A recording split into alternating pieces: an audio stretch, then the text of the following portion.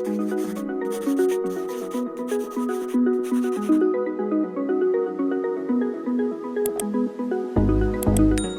everyone, you're welcome back to my channel. Today thank you so much for stopping by. In this video we'll be drafting a pattern for this corset blouse with square basque waistline. So if you're interested, keep on watching and let's jump right into the video. So I already went ahead to rule out my lines. The distance from my shoulder to my chest line is 8 inches. Distance from my shoulder to my bust point is 10 inches. The distance from my shoulder to my under bust point is 13 inches. Distance from my shoulder to my waist point is 17 inches and the length of my top is 21 inches. Okay, so I went ahead to rule a straight line across all the points. To get your chest line, you're going to go up by 2 inches from your bust point. That is how to get your chest line. So I went ahead to take half of my shoulder measurement, which is 8 inches. I indicated that with a point, and on that point I came down by 1 inch for my shoulder slope, and then I'll slant it to meet the neckline area. For the neckline, we don't really need the neckline, so I'm just going to take the standard neckline of 3 by 3, 3 for the width and 3 for the depth. So I went ahead to connect the dots.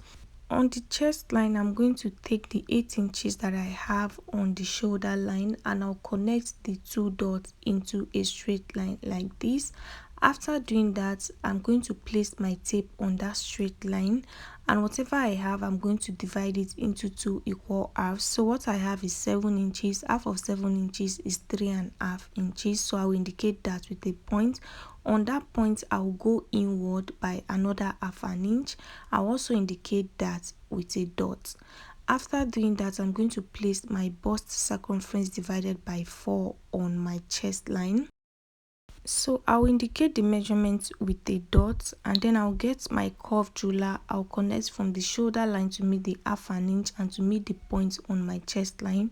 So if you don't have a ruler, go ahead and use your free hand to achieve this. The next thing I'll do is to label my pattern paper so you don't get confused. So I have the chest line, the bust point, my under bust point, my waist point, and the length of my top, which is 21 inches. So you can label that as your top length. So after doing that, I'll go ahead and take my bust band measurement, which is half of my nipple to nipple measurement. Mine is 4 inches. I'll place my tape on the center front and I'll mark 4 inches on the bust point, on the under bust point, on the waist point, and on the length of the top. So I'll go ahead and connect all the dots into a straight line. After doing that, I'll take in my dart. So I'll be taking 1 inch on the center front and 1 inch on the side front. I'll do that on the top length, on the waistline, on the under bust point. The next thing I'll do is to connect the dots into a straight line. I'll do that for the center front. I'll also repeat the same thing for the side front. After doing that, I'll go down on my bust point by 1 inch and I'll indicate that with a point. So label your pattern paper so you know you can differentiate between the under bust point and the bust point. So I'll go down by 1 inch from the bust point, and then I'll use my ruler to connect from that 1 inch point to meet my under bust point like this. If you don't have a curved ruler, you can use your free hand, but make sure the lines you're creating is not straight and is not too deep.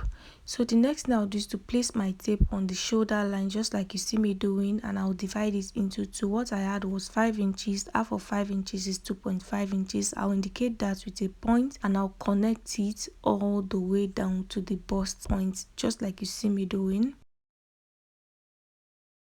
After doing that, the next thing I'll do is to go up from my chest line by 1.5 inches. So you can do 2 inches if you want. I'll indicate that with the points and I'll go ahead and tighten my over bust. So just like I did for the dart, I'll be taking 1 inch on the center front and 1 inch on the side front. I'll go ahead and indicate the 1 inch with a dot.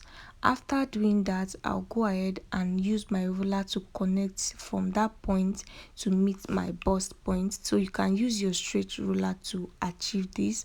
I'll connect to meet the bust point and then I'll blend everything together.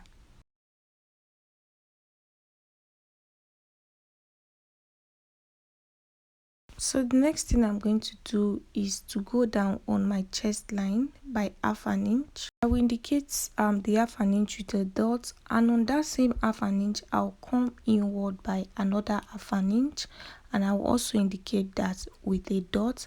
After doing that, I'll use my ruler to connect the two dots into a straight line. Okay, so this is the center front of our corset blouse. After doing that, guys, I'm going to use my ruler to connect from that point to meet my under bust point, just like you see me doing. I'll also connect from the center front to meet the first dart leg on the center front, just like this. So we've created one side of our cup, so we're going to work on the other side. So I'll place my tape on the space on this armhole area like this, and what I have is 2 inches. I'll divide it by 2. So this corset blouse has a sleeve, so we'll be creating armhole for it. What I'm going to do is to use my ruler to connect from the mark that I just made to meet the under bust, and I'll connect from this other dart leg to meet the mark on the armhole area, just like you see me doing. After doing that, I'll go ahead and use my free hand to blend the armhole. So from the cup, I'll blend it in to meet the measurement that I have on my chest line. That is my bust circumference divided by 4, so it's just a little armhole. After doing that, I'll go ahead and start placing my measurement. So on my chest line, I already have my bust circumference divided by 4. What I'll do is to mark my dart intake, and I'll replace it. The dart is 2 inches, and then I'll add 1.5 inches for stitching allowance. On my under bust point, I'm going to place my under bust circumference divided by 4. I'll replace the dart, which is 2 inches, and I'll add 1.5 inches for stitching allowance. On the waistline, I'll place my waist circumference divided by 4. I'll replace the dart, and I'll add my stitching allowance. On the top length, if you are doing an inbuilt corset, just place your hip circumference divided by 4, replace the dart, and then add your stitching allowance. Since this is a blouse, there's no need to add my hip circumference because I have to shape the waist area of the blouse. So I'll just place my waist circumference divided by 4, replace the dart, and I'll add my stitching allowance. After doing that, I'll connect all the dots together, and then I'll blend this sharp edge that I have here. So on this armhole area, I felt that the armhole was too small, so I decided to blend the cup a little bit more. But after doing that, I realized that what I had earlier was better. So I'm going to go ahead and label my cup. The center front, which is number 1, the side front is number 2, and then I'll cut. If you want to add a yoke to it, so you cut the way you see me cutting, okay? And then I'm going to cut, so pay close attention so you know where to cut.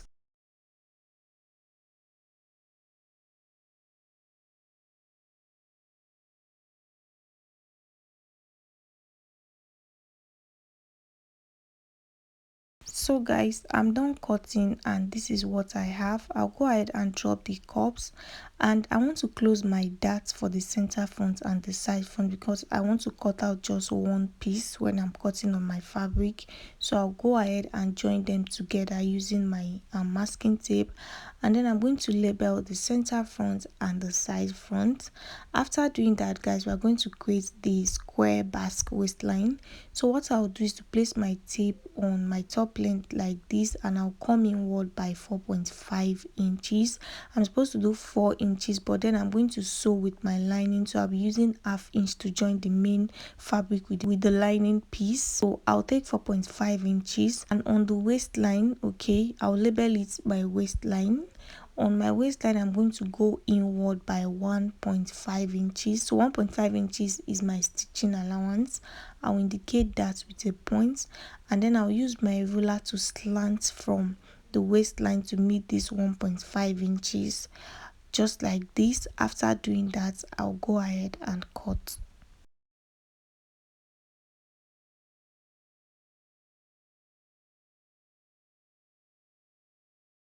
So guys, I'm done cutting. This is what we have for the front. We'll be using the front to cut out the back. So for the back, I went ahead to cut out this piece of pattern paper and then I took 1 inch from my zipper allowance. In case you want to add a loop to the back of your top, there is no need to take any zipper allowance, just reduce the back by 2 inches. I'll go ahead and place the front on the back pattern paper like this, and I'll bring in the cup number 2, because I want to trace out the armhole on the cup area.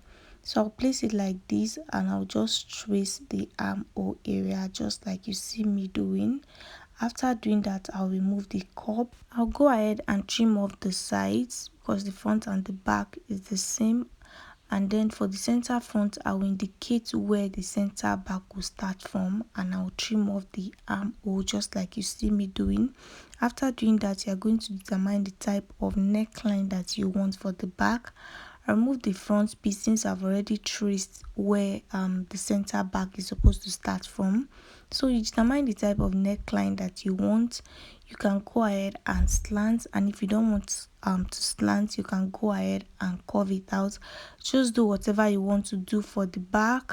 You can also decide to just add loop instead of adding a zipper. After doing that, I'll go ahead and cut. I personally don't take in that for the back of my corset, but if you want to do that, go ahead and take in your darts. So yeah, that brings us to the end of this tutorial. Thank you so much for watching. I'll see you in the next one.